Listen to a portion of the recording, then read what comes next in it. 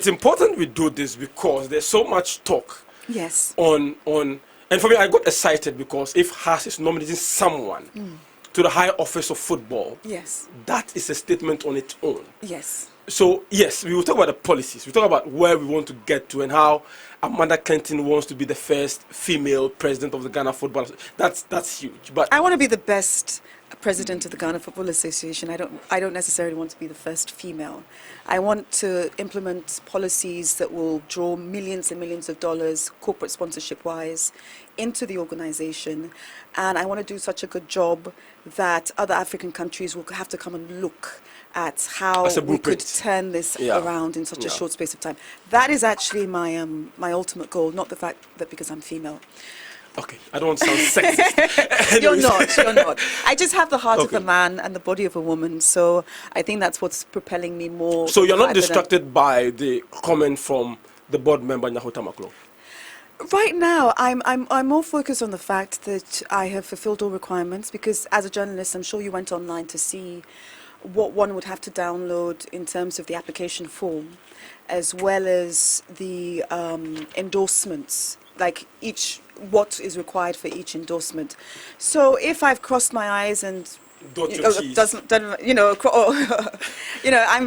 okay. So you are in good standing. Yes, I'm in good standing. Anyways, let's see how this plays out. Yes, let's see how it plays out. Let's talk about delegating itself and the dynamics of football. Where do you think we are after number 12? Because for you to be able to propose remedies, you should be able to understand where football is currently. Yeah. And where we want to, the aspirations of the football people. Yeah. Where are we currently, in your own estimation? The football people in terms of the general public, or the key stakeholders? The key stakeholders. Clubs? Yeah, I mean, all stakeholders are sort of have a lot of mistrust for each other in terms of, it seems like there's been a complete breakdown of relationship. And my vision is actually to be the Merkel, in Germany, of football, because why Merkel has longevity in particular is because people really forget that she's chancellor. They just look at her as someone who is going out there and doing work for Germany and making Germany look good out there in the world. And she's a hard worker. She's always there on her phone, tweeting like to fellow colleagues while if she's not working, etc. And so my idea is my function would speak for itself as opposed to the position should I get presidency. Where Ghana football is there's a lot of mistrust among stakeholders. If certain people came back, I just don't know how that relationship would continue with other stakeholders, because they'll be like, well, you have particularly vested interest. Ghana football is at the stage where a lot of football pitches are in disarray. Football players aren't being paid regularly on average. There isn't this sort of like benchmark where if you don't play your football players and you're at a certain league, then this goes against you as a club and you could be potentially fined. Furthermore, the state of football is such that club owners have been feeling the pinch for quite a while, in terms of they're making the investment in a club and they're losing out financially. So it's how to stir club owners to ensure that what they've invested in, they reap out of, whilst ensuring that the number one goal of every club owner is not to sell players. And I really do think juvenile sports... You think that model is not helping our football? Oh, the model is horrendous. It's I mean... To develop and sell players? Yeah, well, if that's the only reason you're getting involved in the game, then you might as well get out of the game, because you're not contributing towards better football in Ghana, by and large. You're just sort of waiting for that $3 million contract, and players aren't being played overall. And you're not seeing the bigger picture that you could be developing multiple amazing players whilst having a system that some are being sold, some are being retained, and more are being encouraged because of the way you look after the players you have. So I think that the model right now in Ghana football is almost entirely based on selling players. And no matter how much money is pumped in by FIFA, it hasn't led to the rehabilitation of football pitches, etc.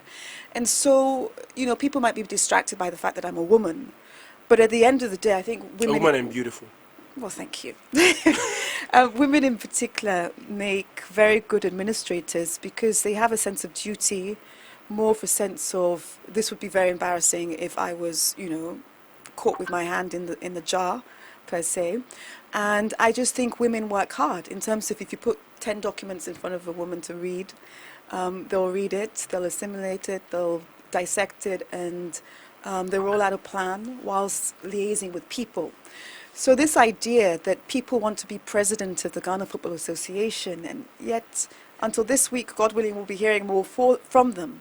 But there's, you've been in the sport for a long time and haven't implemented one signature program in terms of, was it juvenile sports you were in charge of and you transformed it despite the state of football in Ghana? Was it the pitches? Was it the World Cup? Was there something that was so distinct that everybody could look at you and say, I don't even see that name, I just see the effort?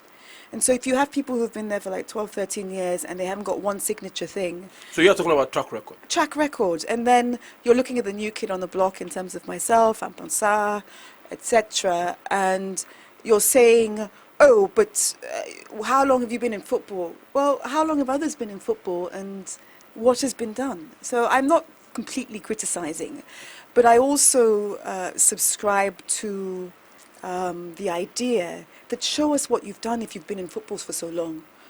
Do you expect to have another 4, 8 years? Okay, so we'll get to the manifesto and your plans for Ghana football. Yeah. But many say football people are very, very interesting people. They don't open up. Do you think they will accept you? Well, to tell you the truth, apart from the people I knew who I was able to procure signatures from, it also, I had follow-up meetings, etc., made me meet quite a few other club owners.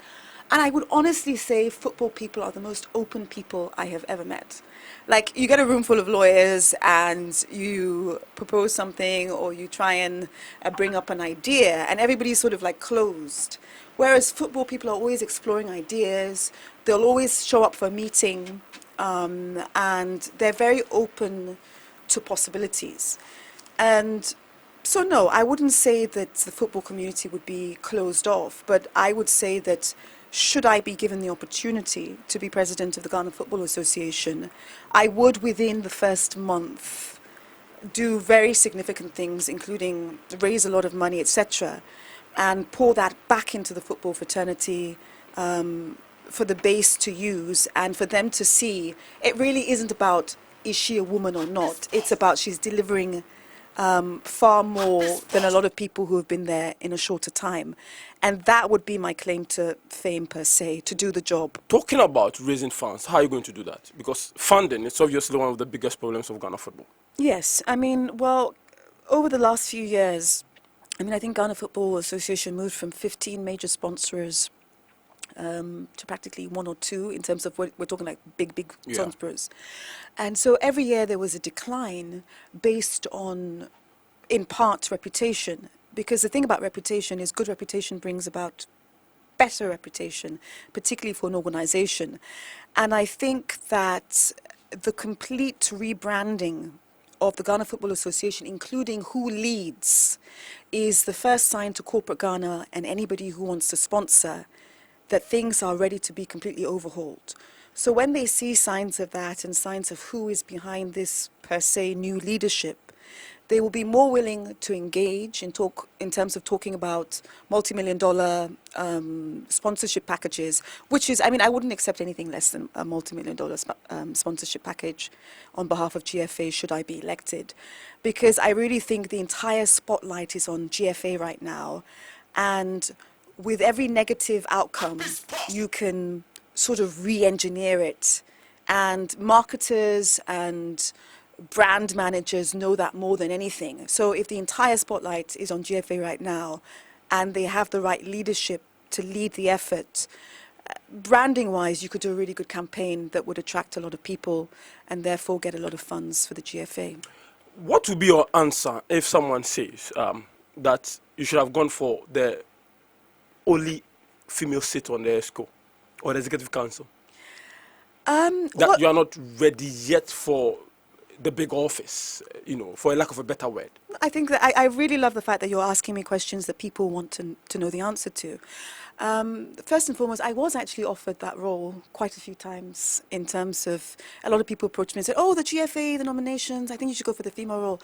And I was like, but with my background, why would I go for that role when my background is more suited to presidential role?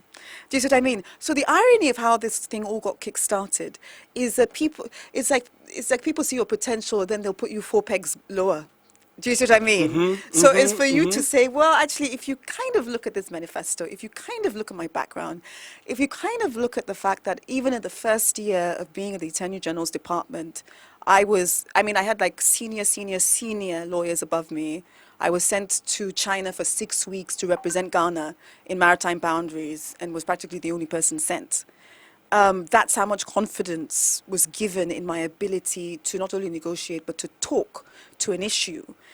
It's something I've been practicing for a while in terms of engaging at a senior level and advocacy, etc. So it's almost natural that I would go for this role as opposed to another role. And in terms of engagement, you've already noticed perhaps that I've been perhaps the most engaging out of all the candidates running in terms of rolling out what I would say my manifesto is, my vision is, because for lack of vision, my people perish. Biblically and in football, more so in football perhaps. Anyways, some also have, argued that this is all a publicity stunt. Yes. Now, Amanda Clinton would go for the public interest cases, men's good, where she would get a lot of public, publicity for her chamber and for her career. I love the questions you're asking. She would go in for the GFA at the time after Anas in the number 12. Yeah. Now, the GFA presidency. It's all in a bid to improve her clientele. What would be your response? My response is that actually 80% of my clientele is foreign. So the irony is I don't actually have that many Ghanaian clients on my books at all, and my international clientele is growing. So, first and foremost that. Secondly, it's such an awful thing to sit here and talk about yourself because, as they say, others should always talk for you, as my mother would say. But since you brought up my competency, at 22, I got a master's in African politics. I have 4 degrees. Mainly my clients are male, who engage me not because of the fact that I'm female, but the fact that I get the job done. I'm used to talking at very senior levels. Therefore, I don't think it would be shocking for anybody to imagine me speaking at a FIFA level, CAF level, national level, with stakeholders, etc. And we also have to look at the presidency. For instance, Mr. Nyachechi did a phenomenal job. I like how you pronounce it. Mr. Nyachechi. Anyways, so you wrap up and let me. Yeah, Mr. Nyachechi did. We had to give it to him. Everybody says quite a few things about him, but he did a phenomenal job in grassroots mobilization and networking the football fraternity and just ensuring that everybody knew who everybody was, etc. So he built the GFA to a certain level in terms of that's a lot of work to build up an organization where there's actually an association proper. So that's his legacy. In terms of what did he accomplish? He accomplished grassroots mobilization and real sort of fraternity. In 2019, moving forward, it would be fair to say that perhaps now is a time for a transition. And when that transition takes place, the fraternity that has been built up will not be, disbanded. In terms of, there's a lot of administrators, even at GFA, who are very familiar with the network and can help the incoming president with that. But what the GFA needs as a president is a new face and a new brand to not only put together stakeholders, but to roll out a new vision that all stakeholders would genuinely buy into, and to roll out such an ambitious plan that it not only works, but we become the beacon again once more in Africa. And respectfully, that might not come from within the ranks that have been there for 12, 13 years and have patiently been waiting. Because when you are patiently waiting, make sure you roll out at least one signature program. Like Michelle Obama was, kids back eating well in school.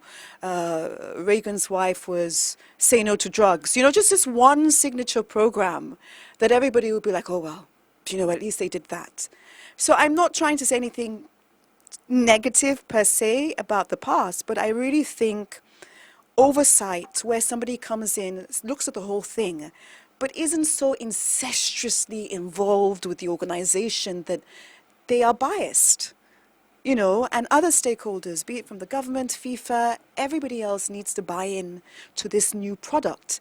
And so even though football has been on standstill for over 12 months, at the end of the day, this is the time to get it right.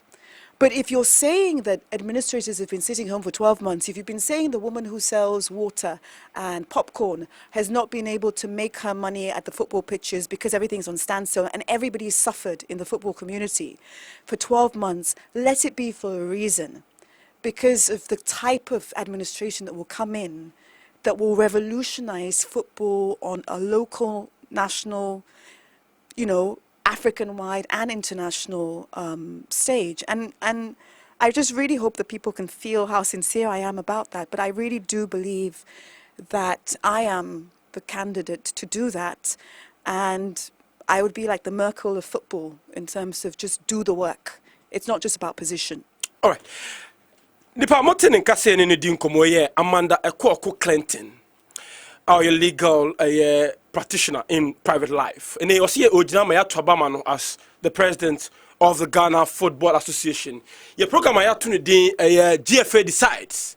GFA decides, and I shall say you will the amamu a engagement with presidential aspirant we and the tosuo bako ye be kosua edinkomo e wo mo ho ahwe manifesto o plans na fi kwan ye wia alan ye the presidential debate no e da kama si bibia amamanfo hu se ye ni agro ye ka say reference point ampa happy de o de ya na wo de asem enti hashtag o de ba o de nsem ni na ba for hashtag we ka ho Ghana FA decides. Ghana FA decides 2019. Happy FM, the reference point. Your elections headquarters.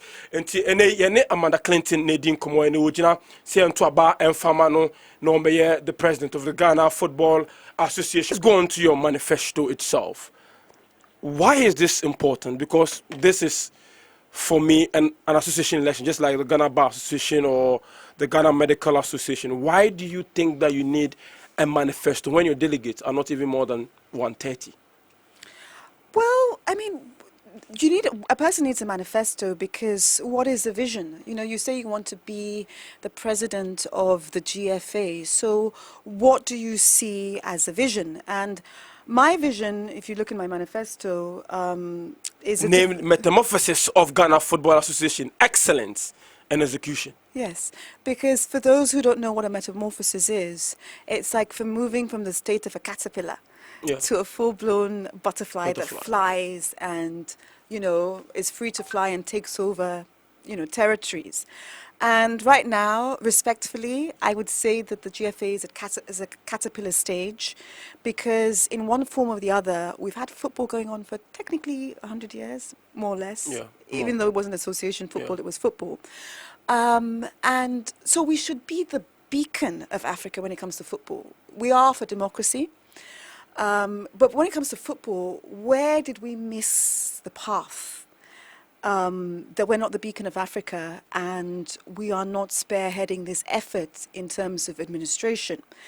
And in my manifesto, I also cite what FIFA actually cites on their website as well when I speak of more investment, more impact, more oversight. Because sometimes when you are trying to duplicate something, for instance, if FIFA is a multi-billion-dollar self-generating non-profit organization. NGO, yeah. Yes, and you are saying you're national. as lawyers, this is what we tend to do. You don't have to recreate the model too much. You adapt it to the local market, but you also look at what they're doing that generates the funds and generates transparency and non-corruption, and you bring it down to our level whilst taking into consideration the fact, the local actors, and how that might feed into an overall manifesto. So that's what I did more or less in my manifesto. But I really believe in what I said, because in the first paragraph, which I hope you don't mind if I indulge you to read. Please. Okay. Okay. First paragraph. First paragraph, I say, I see a Ghana Football Association that, when redirected, is capable of becoming the beacon of Africa and the world when it comes to football administration, with the right mix of desire, faith, specialized knowledge, imagination, and organized planning. The leadership team that will make up the GFA will be like no other in the world in terms of football administration. This new leadership team can and will find favorable opportunities to ensure the ultimate success of the GFA. That's basically my overall plan. Okay, so let's break this down to the ordinary Ghanaian listening to us today. What do you mean by redirect? Well, Why have we lost direction in terms of the Ghana Football Association, how they do things? Well, redirection is important because, again, if we go back to the issue of, I mentioned the word incestuous. It's a bit of a strong word. But in terms of, you know, in Africa, because looking at it from a corporate governance point of view, when I do World Bank projects and different projects as well, when people like the World Bank come in to assess corporate governance of a particular country in terms of how the organizations work, Ghana has this model whereby it's this, how can I say, it's very like one big, if you can see, imagine a cartoon or caricature, one big person sitting at the head of the table and all the other board members are like these tiny, tiny people with, you know, sort of raising their hands a little. And so that's what, you know, the World Bank technically would say is the average African model when it comes to corporate governance, because there is no genuine oversight and transparency whereby you could lose your job for questioning or for asking questions. And so if a situation has become so incestuous almost, whereby people are treating it like family business, you know, this is like family, I mean, like, how could you even think of, I mean, the most hilarious thing that, you know, something has become family business is the idea that I would pick up forms. She picked a form.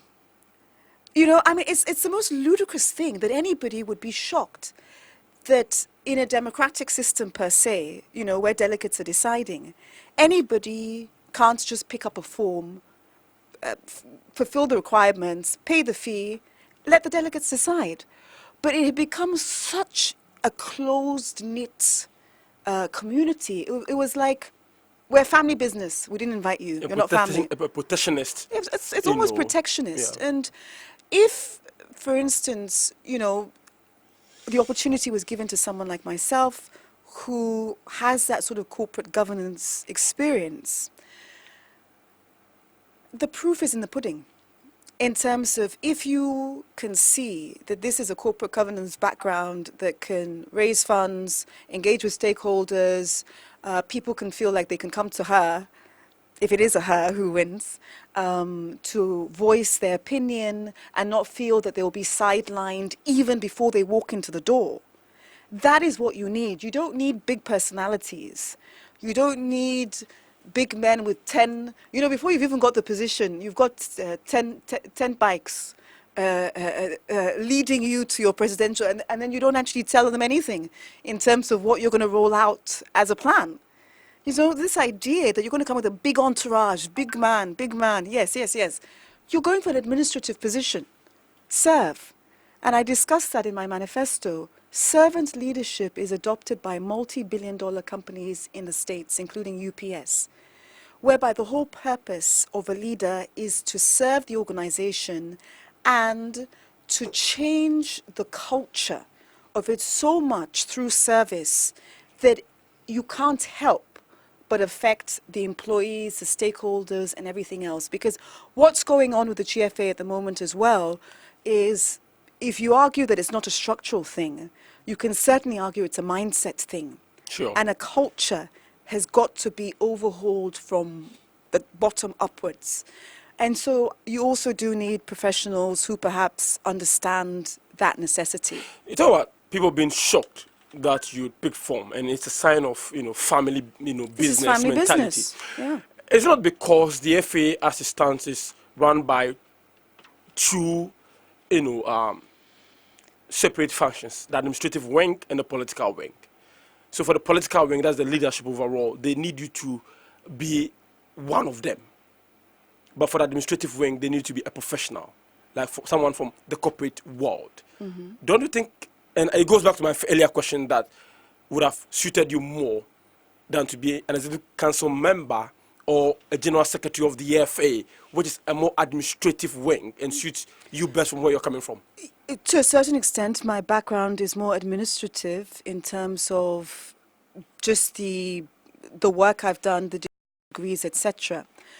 But then what makes me different is the fact that, for instance, when the Anas expose happened and all former EXCO members were injuncted from holding themselves out as members of the EXCO, if you can cast your minds back to that, there were very few voices that were authorized to speak on behalf of not only the former EXCO, but de facto every football club in this country in terms of making the case in the public arena to FIFA and to everywhere that mattered, including government, that the entity that is the Ghana Football Association is an association that cannot and should not be wound down.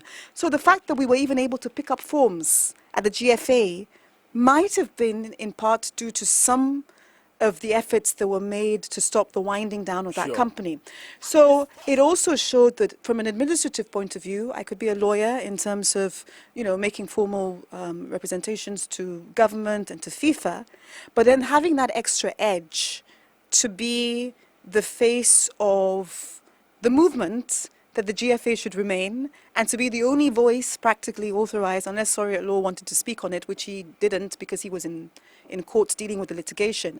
So the only voice authorized to speak on behalf of and make a forceful case on behalf of the GFA for all remaining clubs to remain part of the GFA. So if I can bring up my game in terms of moving from mere administration and legal to being part of a brand of what should stay, perhaps I could also be trusted with, reigniting and redirecting the organization. Can I just ask you, do you think everybody could do that in terms of being able to make a forceful case, no matter the public battering you're receiving about, they're all corrupt, they're all this, they're all that? It's not everybody that would be trusted to do that. And if you can give it to a woman when times are hard, why not give it to a woman when times are improving? All right. I have gone to your manifesto and I've not seen anything on juvenile football. Yes. How would you address the challenges in juvenile football?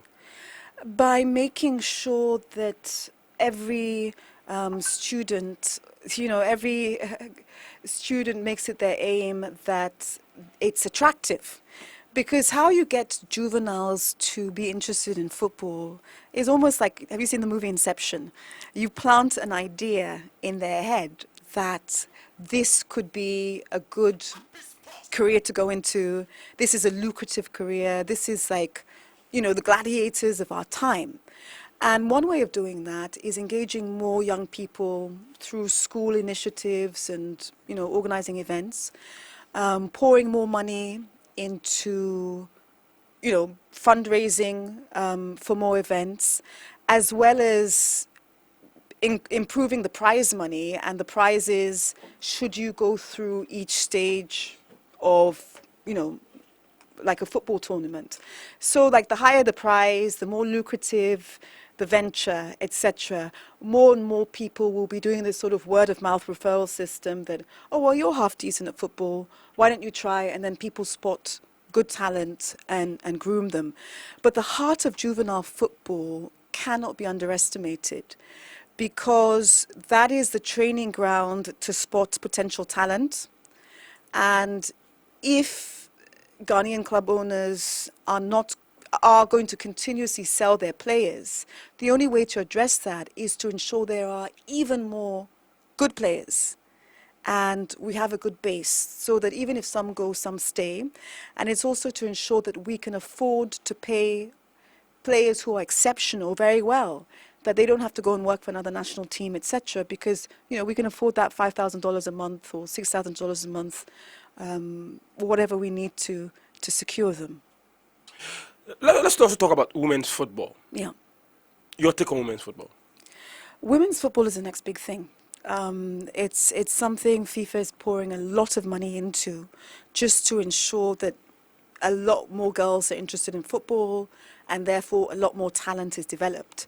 So in terms of women's football on the Ghanaian stage, this is an ideal time, because more money is being pumped into the development of female football, and you can get more sponsorship for that.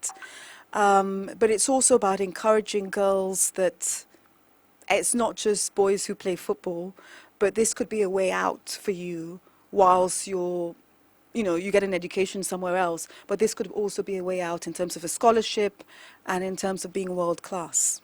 Let's talk about the pay structure. I mean, there's a new campaign, equal pay for all players, men and women. What's your take on it? That we should pay women as equal as we pay men? My take on it is my take on equal pay in life. As a female lawyer, I earn what I generate. That is the base, that is the standard. So that's why I talk about specialized expertise in my manifesto, specialized experience or knowledge. It's important, because once you become specialized, then people come after you in terms of wanting to pay you more money, etc., etc. So I have never subscribed to equal pay per se amongst men and women, because even as a woman, you could actually earn more than the boys. Yeah. If you become specialized and knowledgeable in your field. So it's too much of a barrier to even say a pay tariff. Just do what you do very well, and the money will come. And it's not based on gender, it's based on the fact that you're the best person going. How do we then move our football, women's football, from the amateur levels to probably a semi-professional level, where players are paid for playing football? They earn a living for playing football. Well, I think more and more women are getting into football. Some of the female clubs that I've been talking to, perhaps not surprisingly, are owned by female lawyers. So lawyers are always very strategic. So it hasn't been lost on them that this is potentially a lucrative area, that investment is needed, but it will be developed. I also think that, again, because female football is the number one or number two, is actually in the top three agenda for most people, including FIFA and different organizations, it also takes a certain mindset to know where to apply for more funding in order to pour into female football. So you need the right people to push that agenda, whilst you get the right people to also liaise with other football administrations in Africa who are pushing female football. Okay, let me ask you this before I go on to the counsel and read questions from our listeners. From an observer point of view, I think that these are my three ways of winning the GFA presidency. Mm-hmm. Do you understand me? Yes, I do. Sika kakra, connection kakra, adanfo kakra. Yes. Would we need the seats? Do you agree? Money talks. Money talks for sure. But then we also have, I don't know. I just think I'm the David of football. Like I'm in a match where it's like David and Goliath. And I really think that... Do you think money would play a role? Do you think people with money would have an advantage in these elections? They do. I mean, they have an advantage. They also have an advantage because they're building relationships. Money builds relationships quite nicely too.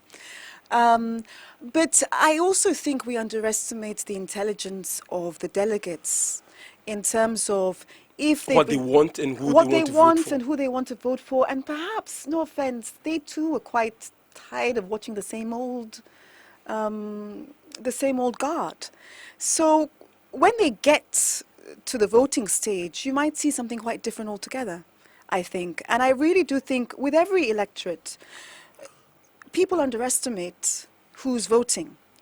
But the heart of the people always speak, and it's not money that is necessarily going to buy them, necessarily, but the fact that they see the potential that football could be taken to the next level. And if it hasn't been taken to the next level in the last 12 years, and they know these guys inside out, per se, then they will make an informed decision as to how they're going to vote. Okay, so talking about delegates and dynamics, you're not a delegate, right? No. You don't have a vote. No. Does it not place you in a very precarious and uncomfortable position? That even as a candidate, you don't have a vote? Let's just say I'm moving by faith, because what is inside you comes out of you in every situation you're in.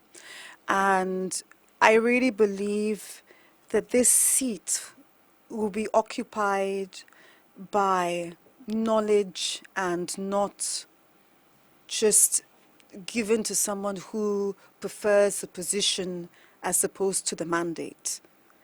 If the delegates vote otherwise, then perhaps they deserve what they get.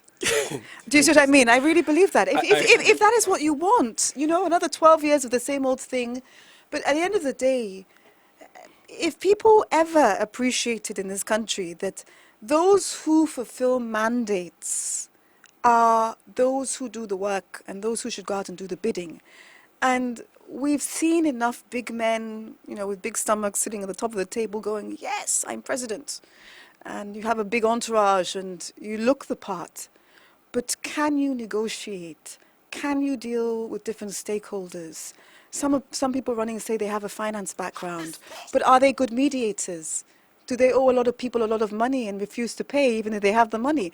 This is the sort of integrity issues that keep coming up over and over and over again. And as they say, it's nothing to do with the money. It's to do with your attitude towards commitment because you made an undertaking or promise. So if you can't get it right at this level and you haven't been invited to be president, how on earth do you expect to manage the pressure of FIFA level, CAF level, multi-million-dollar budgets if your attitude towards money is, if I feel like it? This is a question from Apirigu Chakapama. Apirigu Misaka, good morning, Henry Brenya. I just joined the show. Please ask lawyer Amanda Clinton if, she's asked to choose one candidate to work with. Which candidate would she prefer?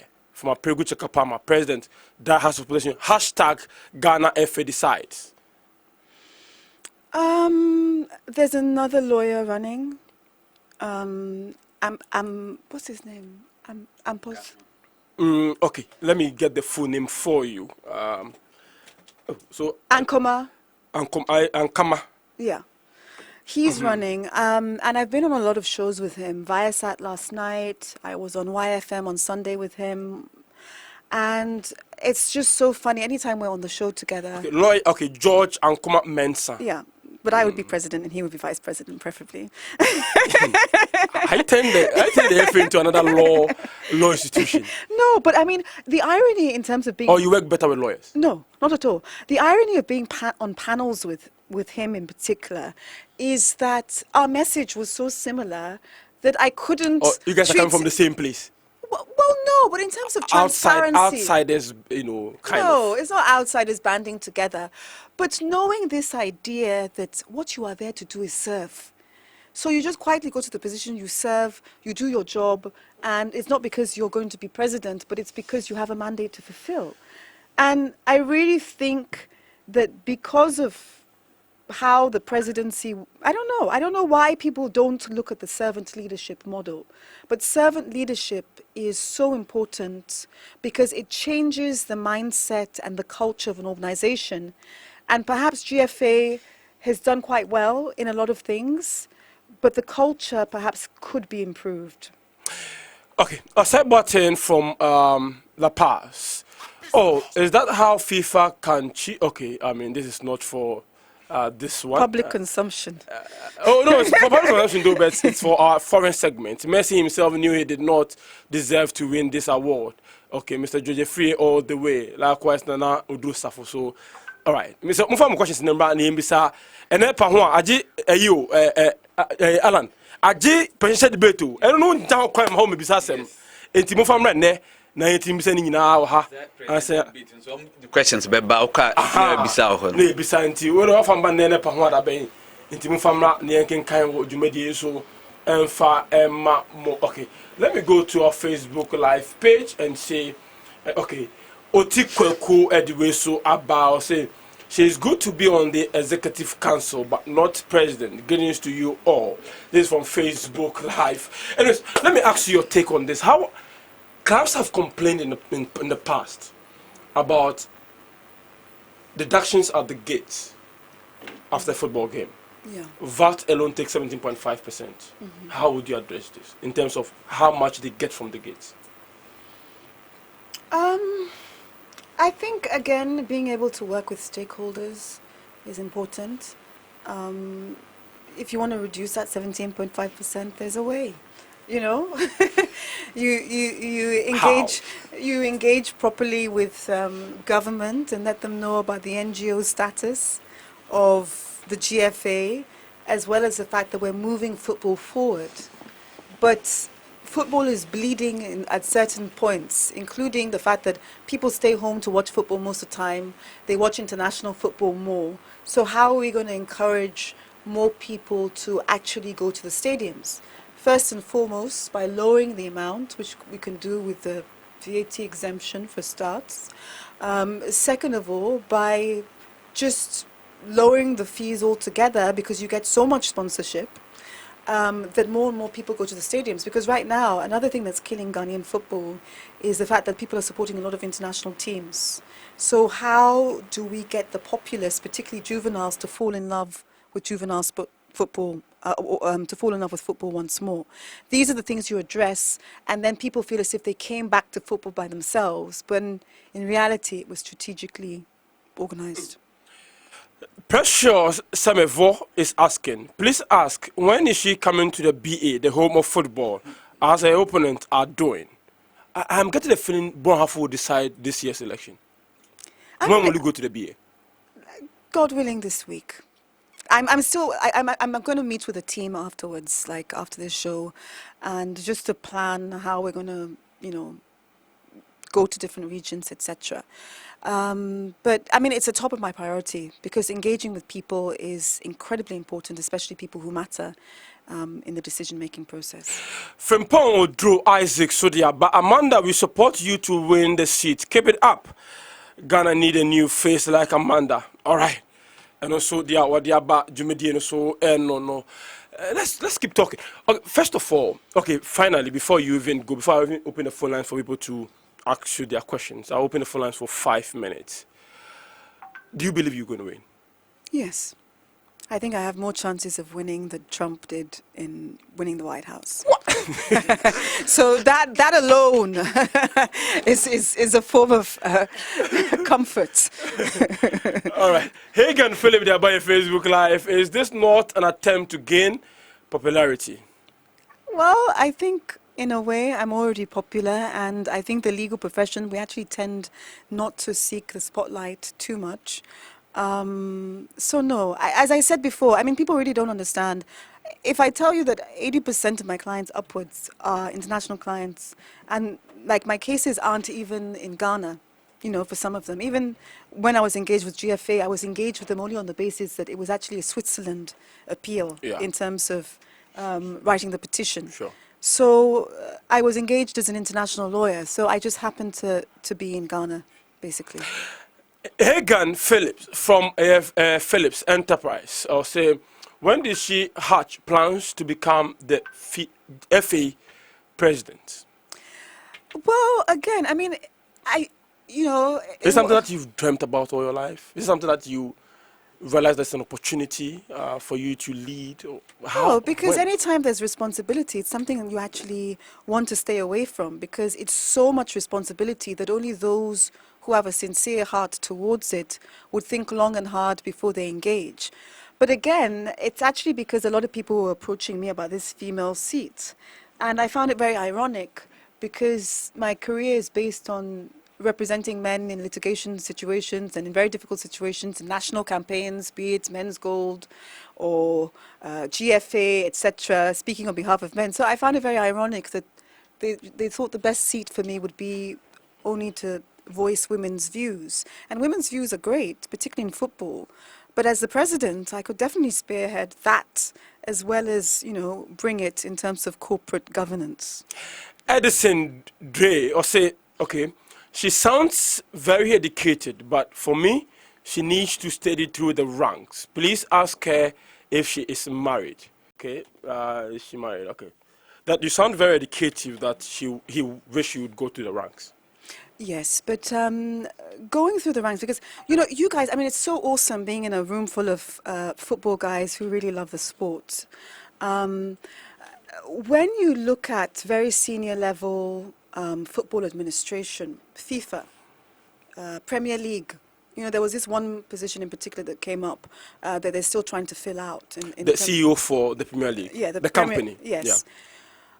Why on earth would some of the most lucrative positions in the most sound football administration organizations in the world make it a 100% point to recruit from outside and never through the ranks?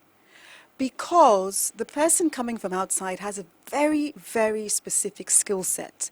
That skill set includes coming into the organization very quickly, you know, seeing how the whole thing fits together, and is a bit divorced from the whole thing, you know, none of this incestuous thing like I was talking about, and can quickly move, bam, bam, bam, bam, these are the targets, this is what needs to be rolled out, and not be so attached.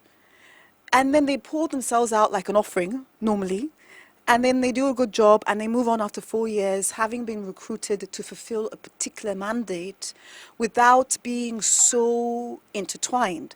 And so back to this question, you know, some people say, yes, but Amanda, I'm into football. Can I go and head the Ghana Bar Association? Can I go and head, you know, the Ghana Medical Board?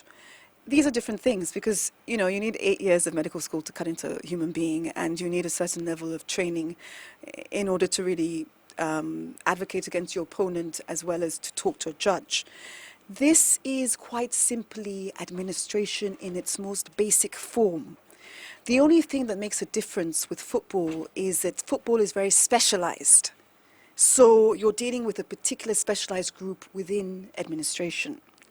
So the same principles apply, which is fundraising, organization, transparency, dealing with stakeholders, not being biased towards certain stakeholders, etc., etc.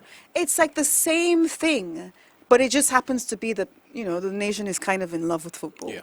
It's just administration, basically. I'm of Francis on our Facebook live page. I'm liking the enthusiasm from her. Can she handle the pressure? Yes, I can certainly handle pressure. I think I actually excel more under Were pressure. you in Ghana when Kwesi was president of the FA? Yes, I mean, as in physically, I wasn't part of their team, but I was. But you I were in was, Ghana? Yes, I was. So you heard this Kadie Basa Basa. Yeah, I even read a few commission reports as well. Can you stand the pressure? Especially I rise you to. being a woman. Oh well, thank you. I really do think. Because people would, No, I people really, talk in I this really country. do think I rise to pressure. And one of the signs you can see is if people were to look at the average female leader in leadership in Ghana, there's some women earning a serious amount of money in Ghana, but you'll never hear of them. Yeah. You know, it's a different form of leadership style, whereby attention will bring God knows what, particularly in Ghana, and people are jealous, so let me just keep a low profile. So there's a particular leadership style. I mean, women are captains of industry in Ghana, hands down. It's just that they don't talk and they don't want to engage because, people will misinterpret them and then start directing their narrative. Already you're seeing a difference by the fact that I'm submitting to the process. You're seeing the difference because I was at the forefront of the Men's Gold customers petition publicly, because initially the government's position was, well, greedy people. That's what happens when you're greedy.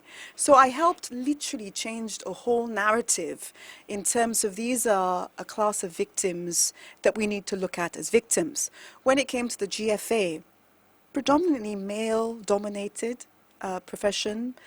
Former EXCO was male-dominated. Lots of lawyers in the country, international and otherwise. But they saw something in me in terms of my ability to be over-prepared, for instance, to be over-prepared in the meetings we had, and to get on top of facts quickly, that I would be able to spearhead that effort in terms of making the case that every single football club in Ghana belongs to the Football Administration for a reason, and that shouldn't be wound down. So yes, I can definitely take pressure, and in fact, I think I excel more under pressurized situations. Julius Senyo, does she stay here in Ghana, and does she watch our local game? Have you been to the stadium before? Yes, I have been to the stadium before. I even went to the stadium this weekend to do a photo shoot, but I have been to the stadium for more than a photo shoot. Your take on Ghana football? No matter how good the national teams perform, you probably will be judged by the performance of our local clubs on the continent and how people go to our games and enthusiasm the games generate. Yeah. Your take on local football and how you're going to turn it around. We've seen the case of the PSL. We've seen the case of the English Premier League. What model do you think best suits Ghana? Perhaps the English Premier League, because that was really turned around. Also the fact that football needs to look attractive again in terms of it's lucrative, it's exciting. The players, there's so many players to choose from. There's so many players that are staying in the country. It needs to be cheaper for people to go and watch a game, for instance. People need to be feeling as if... But watching a game in Ghana is extremely cheap. Well, you pay 5 cedis and you get to watch a Premier League game. Yeah, but maybe... So elsewhere you pay £40, 40 yeah, I know, but I think if we made it even cheaper, it would encourage more people. Like 3 CDs, because again, if we focus more on sponsorship, we could even make it free. Like the sponsorship package is so huge, and the amount of so you're looking at the PSL model where you don't see fans in the stands, but because of sponsorship, the clubs are okay. The clubs are thriving, and people do go and watch football, but they're heavily subsidized in terms of the amount they have to pay. I really do believe in that model. But above all, I really think that it would be so amazing if people were proud of local football once more. They were encouraged to watch it, they were encouraged to participate in it, and they were encouraged to come from all regions to just show their potential in order, for them to be trained. Amanda Clinton, I'm going to say no, Edin Komo. More messages on our Facebook Live. Hey, people are very interested in your. Okay, let's leave it there. Wasti Medina, we need a woman in Ghana football. Okay. Bosuo Ediaba Edison. Okay, I got your name now. Okay, all right. Thank you very much.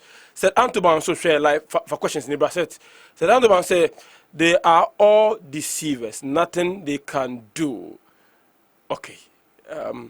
In fairness to say, Julius Senior say, can she tell us something about our local football? Can you tell us something about our local football? It's bleeding.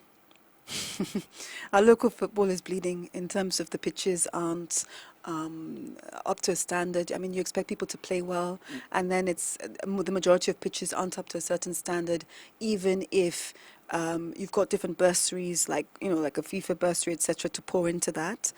Our local football isn't being developed because the number one aim of a lot of football owners is to sell. People who could potentially be reached and developed are not reached because there isn't enough money to develop even more players, and our football is not revered.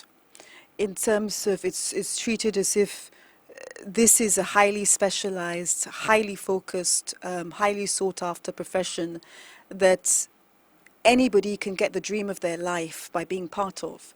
And I think, you know, people have to look at football as a dream once more, not only administratively, but in terms of becoming a world-class player. And you can only do that by exposing football to more people and developing them as well. Steve Ochehene Ediabas, how can she do, what can she do to help our national teams flourish once again, as we used to do? And let us play from a certain identity and pattern. To help the national team flourish is really always it's always about organization and money.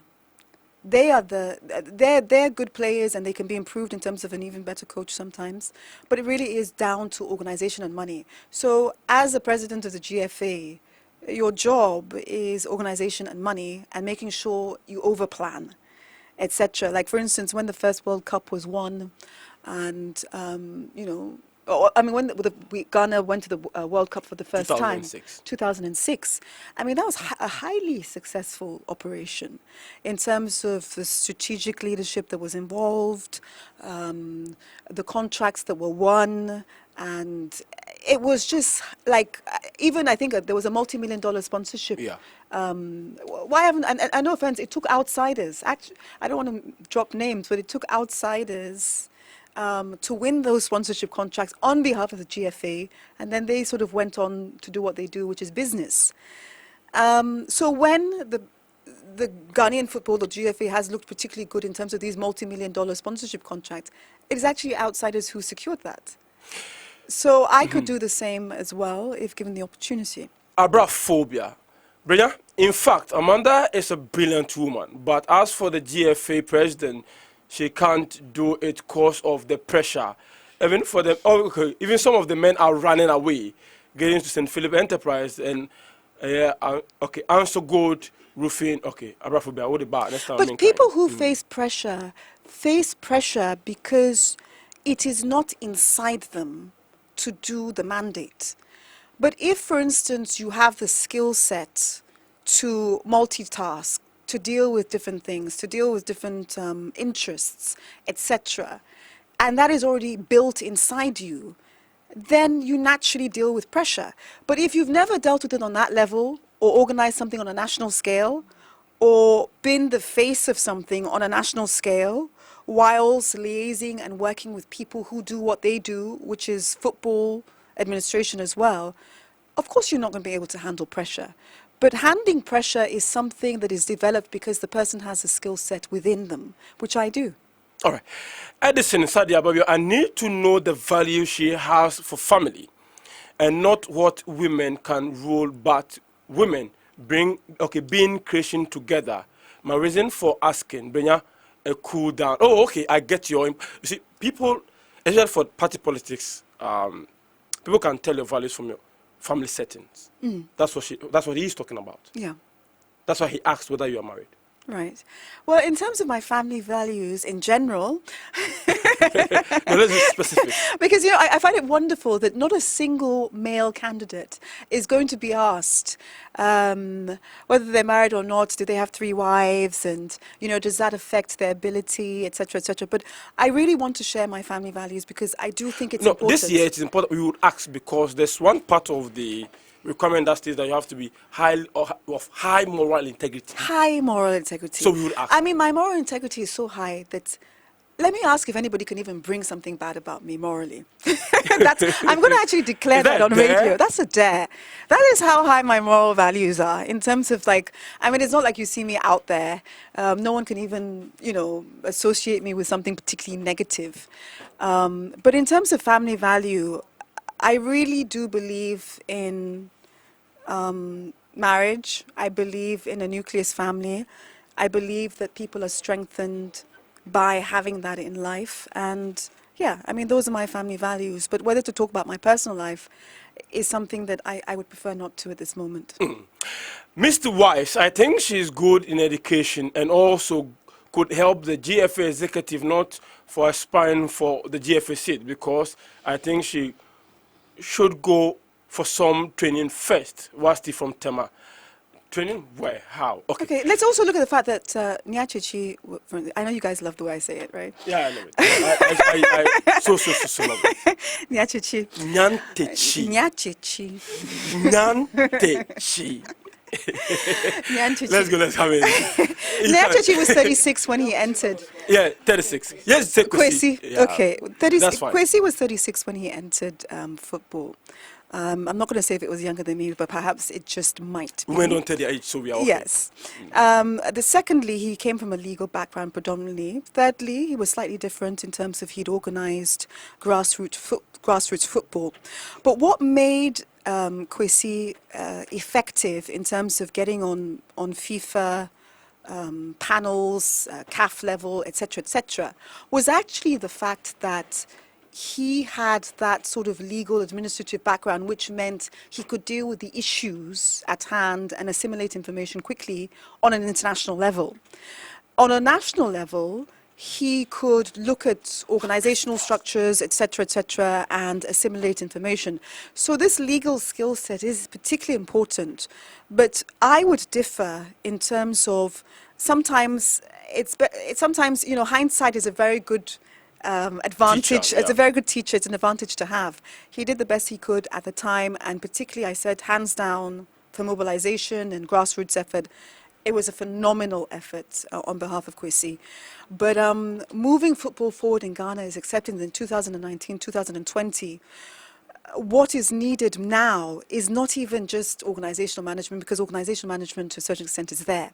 What is needed is a transformation of a mindset of an organization, which is almost impossible to do unless it's like the movie Inception. You have to go in there with an idea. An idea is so powerful that it acts like a virus and affects the entire organization and transforms it from inside out. And very few people have that skill set or that background to understand the subtle nuances of what it takes to transform an organization from a mindset point of view. From a legal point of view, I'm good. And for the person who says, let her go for training or something, respectfully, I think Ghana Web should publish a bit more than our pictures. On Sunday, they published this wonderful article, like the 7 candidates running. Yeah. And thank you, Ghana Web, for putting my picture at the top. We have some also on www.happyghana.com. Happyghana.com. Yeah. But Ghana Web did it, and then some of the comments said, yeah, but where's their bios in terms of what they've done? So I think before the public says, let her go for training, no offense, I can train people. I'm the one. Based on the bio I read this morning, I agree. I'm the one who agree. And when you compare administrative backgrounds, just because you've been sitting somewhere pro bono or some cash. Just because you've been sitting somewhere for 12 years. It's like sitting by the pool. Yeah. You can either be pushed in, or you can get up and have the ability to jump in and heal yourself. And I'm saying that if I was elected, I would certainly heal Ghana football. All right. Amanda Clinton, a presidential hopeful for the next Ghana Football Association elections, where hashtag Ghana FA decides. Hashtag Ghana FA decides. Our encounter with the presidential aspirants in the Ashasiene and the first on the hot seat, Amanda Clinton, or a legal practitioner in private life. And he was saying to Abamano, no FA president. Or say, not the only female president, but the best. The best.